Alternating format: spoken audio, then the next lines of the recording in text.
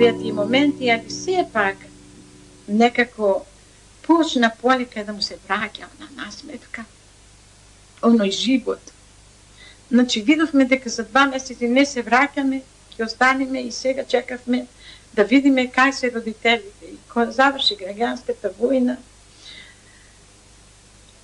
потоа почнаа да ни се јавуваат и така почнавме една кореспонденција со родителите.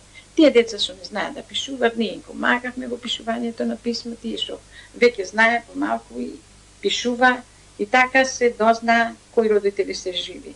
А кои беа умрени, значи кои беа погинати, и тоа дознавме, и секој погинат родител го плачевме. А ако на некоја девојче добиеше писмо дека татко му е погинат, ние сите плачеме со нејзе.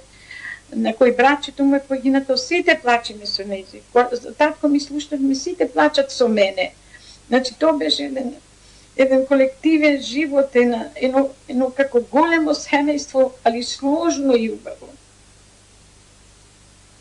И ние решиме, мајките што беме, свите вдовици беме, му дадоме програма на децата. Се собраме, направиме на програма. Море му запеме, море заиграме оро, да и развеселиме децата.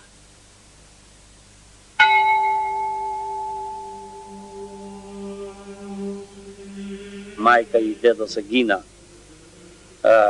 при едно од бомбардирањето во селото, но тие мене, за да ме спасат од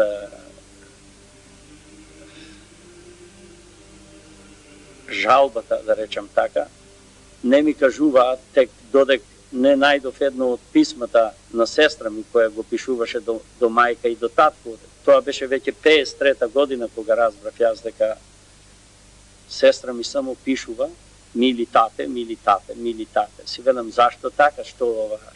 Не ги сакам дедо и мајка. И така разбрав дека мајка ми и дедо ми беа убиени за време 49-та година, кога офензивата настана Грчка против партизанското движење.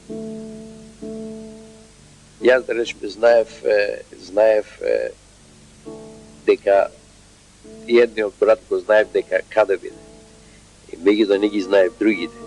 И така, значи, информацијата беше тамо, тешко се воспоставува овие информации, зашто тоа требаше писма да се пише. Кој имаше некои познатели, имаше често пати учители кои шетаја од едно место на друго, имаше некои службеници кои шетаја и кажуваат, пренесуваат. Иначе информацијата не беше тамо за да може да ја постигнеш. Сена се вкупно јас поминав во Полска 18 години. Мајка ми ме испрати детенце, 13 на години, а веќе кога се врати во Скопје 59 година, веќе има 23-4 години човек со фамилија, женет и така натака, и пак тоа е доста голема промена. Пред нас доаѓа оние слики минатите, го бараме народо, ги бараме своите луѓе. Мислам, луѓе не на оваа возраст, луѓе, децата, како што ние ги се разделивме. Нема замена за татковото и мајчиното огниште. И нема замена за својата земја, за својот народ, својата држава и така натаму.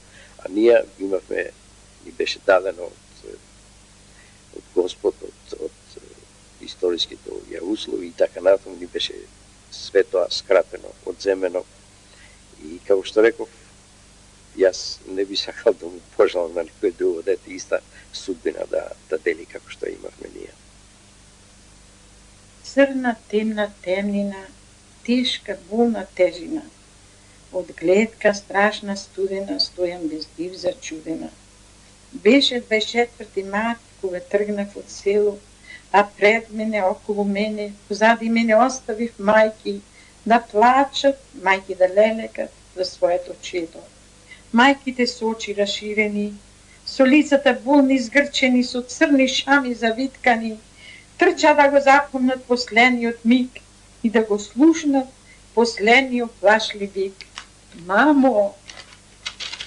А тоа мама, срцето им ги параше, душата љуто им ја гореше, очите солзи им ги полнеше, нозете снагата им ја подсекуваше. Видов да не видев, дете од мајка да се дели, слушнав, подобро да ме слушнев, дете на мајка збогум да му вели. Збогум дечиња мили, мајки на деца им велат, но не за секој пат. Ние остануваме, а на вас среќен ми пат.